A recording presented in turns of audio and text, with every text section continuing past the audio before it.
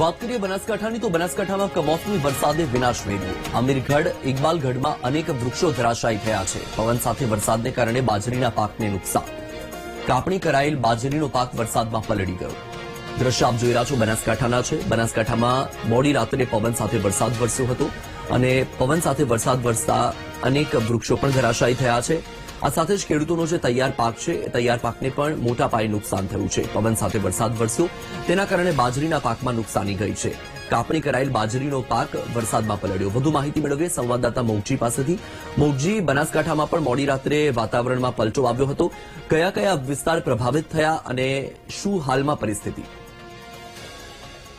જી વત્સલ, બનાસકાંઠામાં ગત રાત્રિએ ભારે પવન સાથે વરસાદ વરસ્યો હતો અને જેના કારણે અનેક વૃક્ષો ધરાશયી થયા હતા। તો અનેક જગ્યાએ પાણી ભરાવાના પણ બનાવો સામે આવે છે। તો બીજી તરફ ઘણી જગ્યાએ ખેડૂતોના પાકોને પણ નુકસાન પહોંચ્યું છે। જે પ્રમાણે બનાસકાંઠાના પાલનપુર, અમીરગઢ, વડગામ, દાંતા, અંબાજી સહિતના જે વિસ્તારો છે ત્યાં ભારે પવન સાથે વરસાદ વરસ્યો હતો અને આ વિસ્તારોમાં અનેક ખેડૂતોના જે તૈયાર પાકો હતા જે બાજરીના તેમનો પણ શોધ વળી ગયો છે। બીજી તરફ જે નીચાણવાળા વિસ્તાર હતા તેમાં પણ પાણી ભરાયું છે। જે વિપુલ પાટિયા નજીક નેશનલ હાઈવે ઉપર પણ ઘૂંટણસમાં પાણી ભરાયા છે અને જેના કારણે અનેક વાહન ચાલકોને પણ નુકસાન પહોંચ્યું છે। તો ઇકબાલગઢ, અમીરગઢ જે હાઈવે ઉપર પણ અનેક વૃક્ષો ધરાશાયી થયા છે।